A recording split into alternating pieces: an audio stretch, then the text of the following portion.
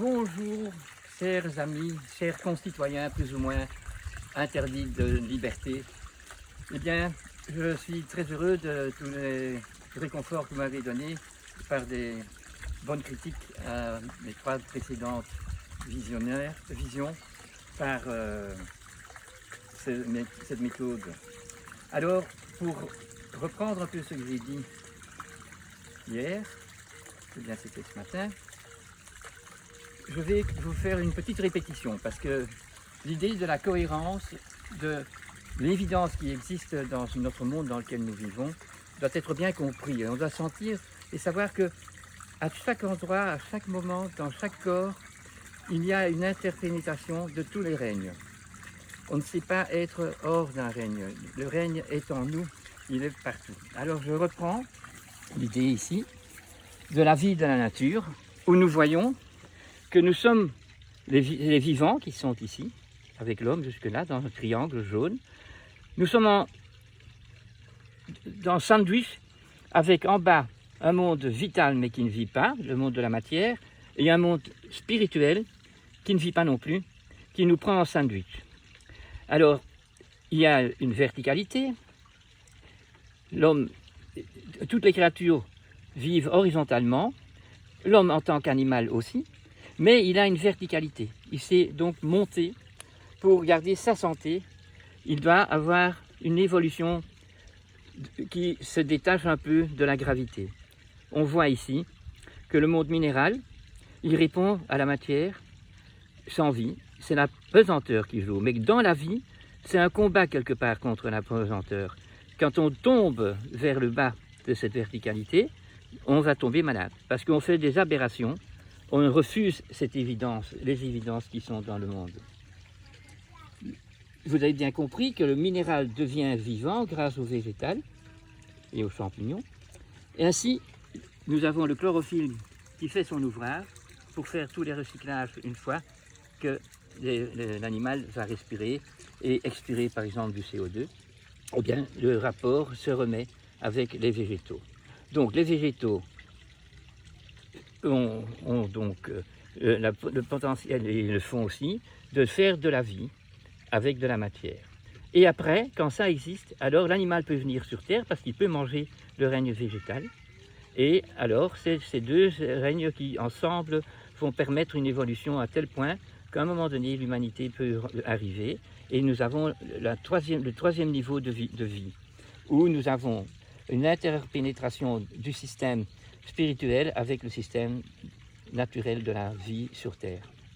Je répète donc que la matière, c'est la pesanteur et c'est pas vivant. Mais une fois que la vie est là et que nous sommes sur le règne végétal, nous avons un acte automatique, métabolique, physiologique qui est obligé.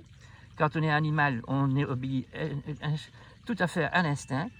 Alors l'acte est donc bien spontané, il reste utile, il est guidé pour être juste, réglé, mais il y a déjà de l'affection, il y a déjà l'affectif qui existe chez l'animal. Donc il a un désir et il a une aversion. Et il va vivre par rapport à ça.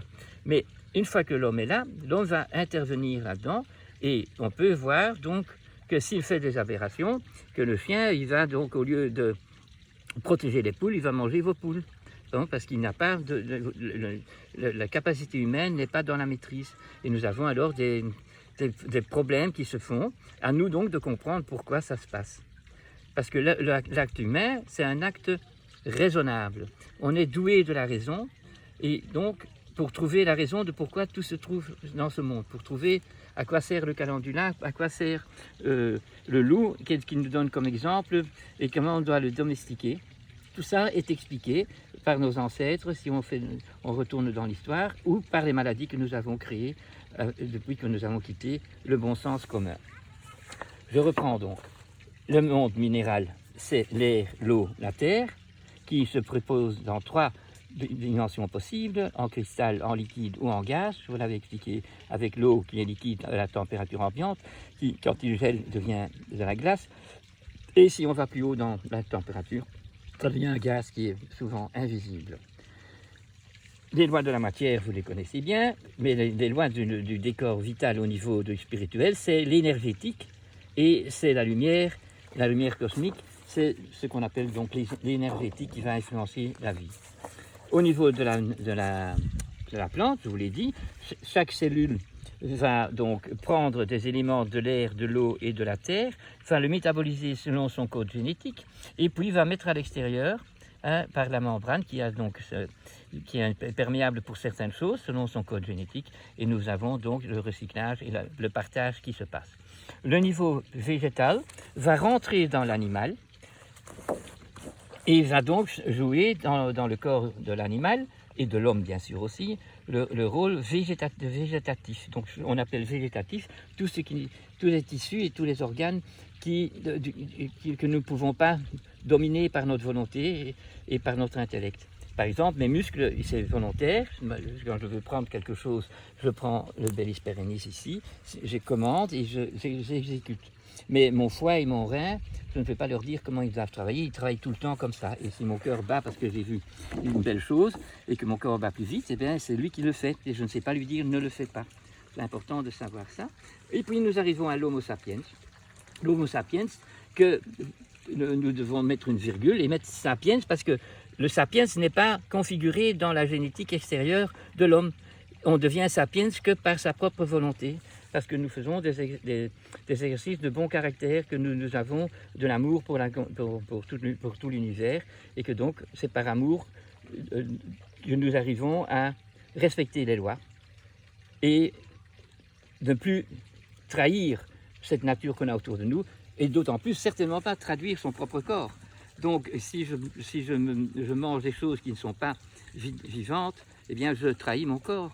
Et donc c'est donc bien dommage. Et mon corps, quand il est trahi pour la première fois, il va certainement faire une maladie aiguë. Cette maladie aiguë va permettre que je vomisse, que j'ai de la diarrhée, que je transpire, que j'ai des boutons, que j'ai des pellicules dans mes cheveux. Alors dès que j'ai compris, j'arrête de prendre ces substances qu'il ne fallait pas prendre, et voilà que ma santé se remet. Mais si je continue à faire la même erreur, malgré que j'ai eu les symptômes aigus de guérison, pour l'auto-guérison, et bien à ce moment-là, à un moment donné, mon corps va faire une scissure biologique, et au lieu de rejeter vers l'extérieur en home cleaning les saloperies que j'ai mises dans mon corps, ou les manques d'exercice que je n'avais pas fait, si je remets tout ça en ordre, c'est guéri. Mais si je continue, eh bien mon corps va arrêter de me faire tousser quand je suis dans un endroit avec la fumée ou parce que je fume, et dès que ça s'arrête, je me fabrique une maladie très débilitante, mais au début ça me donne un confort.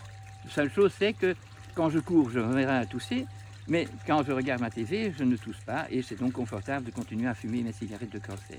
Mais voilà, c'est une chose à savoir que c'est pour tout le monde la même chose. Tous les organes et tous les organismes sont malades parce qu'on fait une erreur quelque part. Il faut la découvrir pour ne pas la répéter. Mais si on continue, le corps essaye d'auto-guérir, mais quand on ne prend pas conscience de l'erreur qu'on a faite, eh bien, on va interner la maladie.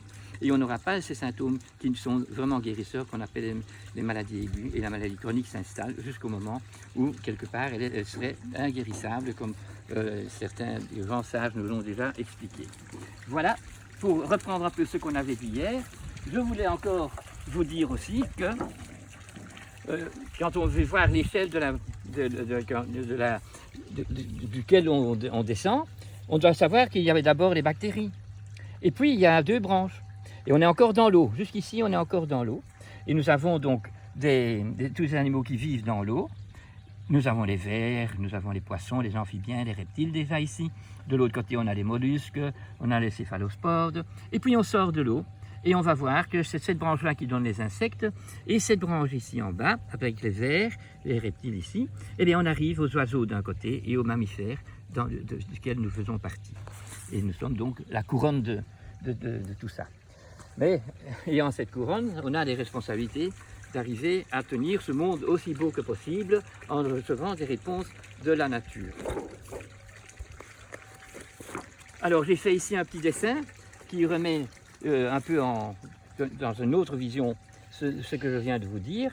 Donc la création, elle a le décor vital du monde matériel, le décor invisible du monde imaginaire, donc du monde spirituel dans lequel on peut trouver la vérité, on peut faire une belle humanité, on peut employer la pensée pour aller vers son but existentiel, pour aller vers la raison de son incarnation. Mais quand on est sur la terre, quand on est vivant ici, eh bien tout est réalité et pas nécessairement la vérité. Il y a l'homme, mais il n'est pas nécessairement un sapiens. Et il y a le vécu qui va se faire et qui va permettre d'en prendre conscience de ce qu'on a vécu, si c'est bon, si c'est pas bon, pour pouvoir se remettre sur un bon chemin si on était à côté de la plaque, ou bien continuer sur ce chemin qui est bien positif parce qu'on voit que nous avons mis de l'amour et que notre intervention sur Terre a fait du bien et n'a pas posé des animaux malades ou une terre qui est pestiférée de tout ce que nous mettons comme engrais chimiques et je ne sais pas tout quoi, et comme par la science, quand on change de con parce qu'on ne fait plus, on n'est pas conscient, et on fait on transforme la génétique de nos tomates parce qu'on préférait qu'elle soit carrée plutôt que d'être en boule rouge. Enfin, toutes ces folies-là devraient être conscientisées pour ne plus les refaire. Alors on voit, d'un côté, on a le monde sauvage, et puis on a le monde qui se montre dès qu'on est domestiqué. Alors, le règne sauvage, donc c'est animal et végétal. On n'a pas encore l'homme dedans en principe, mais l'influence de l'homme va jouer même dans l'endroit de la jungle. Hein. Alors, il y a là le lion qui est le roi, qui a donc l'expression félin, mais il a aussi une corpulence, il a le collier, la couronne sous son cou, qui montre qu'il est bien le roi, qui sait gérer et les félins et les canins. Nous avons entre les deux la ruse du renard qui vient solliciter qu'il va quand même faire attention, les grands là. Alors vous avez le loup dans lequel on apprend la solidarité et l'hierarchie. On a l'ours qui donne la sécurité. Alors si tout se passe bien, eh bien le nombre d'animaux sauvages se tient en équilibre et garde leur unicité dans chaque race. Mais comme nous voyons maintenant que nous avons tout à fait perverti tout le monde et que même dans le monde sauvage nous avons les effets de nos erreurs, nous voyons que beaucoup d'animaux sont dans l'extinction et que beaucoup de plantes disparaissent de la nature, toujours parce que l'homme n'a pas gardé son raccord avec sa responsabilité de gestionnaire de la nature. Au niveau de la domestication, on crée des belles villes en principe, on fait une agriculture, on fait de l'élevage, élever l'animal, on a de l'art, c'est une culture. Mais l'homme, c'est bien le coronat de la planète, c'est l'empereur qui a un libre arbitre. Alors si son libre arbitre va vers le sens de sa verticalité et qu'il veut raccorder la Terre et sa spiritualité, ben nous aurons un monde très beau. Nous avons connu des civilisations extraordinaires qui, dès que le moment que les chefs deviennent des égoïstes, des dictateurs, ben nous avons la décadence. Mais c'était des décadences localisées, tandis que maintenant les décadences sont planétaires. Et c'est pour ça que nous avons une pandémie, parce que sinon on avait certains endroits où la décadence se montrait par les pollutions qu'il y avait, par un comportement tout à fait malsain. Alors il y aurait possibilité de faire la restauration quand c'est un petit endroit, mais quand c'est une pandémie, ça montre que les erreurs sont depuis bien longtemps et bien éparpillées sur tout le monde. Alors quels sont les animaux qui nous accompagnent alors et qui viennent nous embêter beaucoup? C'est les rats parce qu'on stagne, c'est les insectes parce que nous avons besoin des insectes pour recycler tout ce que nous avons comme saloperie, mais comme on a des insectes maintenant antiterroristes puisqu'ils sont pleins d'insecticides, nous avons donc une complication pour réguler le problème là, et les vermines. Et on les considère comme vermines et on fait un paquebot de tout, et on oublie que grâce à nos vermines, nous avons du bon vin, nous avons tout plein de bonnes choses qu'on peut manger, du bon yogourt et encore tout plein d'autres choses, mais qui aujourd'hui sont stérilisées à haute température ou autre chose et qui sont donc des poisons pour les corps qui vont les prendre. À nous de remettre les choses au point et nous aurons de nouveau un beau monde. Je voulais vous inciter donc à voir l'admiration qu'il faut avoir pour créer à partir de maintenant une préparation au monde que nous pourrons créer, recréer, réparer dès que nous serons dans la possibilité d'être libres. Mais alors on doit être prêt. Je vous souhaite une bonne soirée ou un bon jour. Au revoir.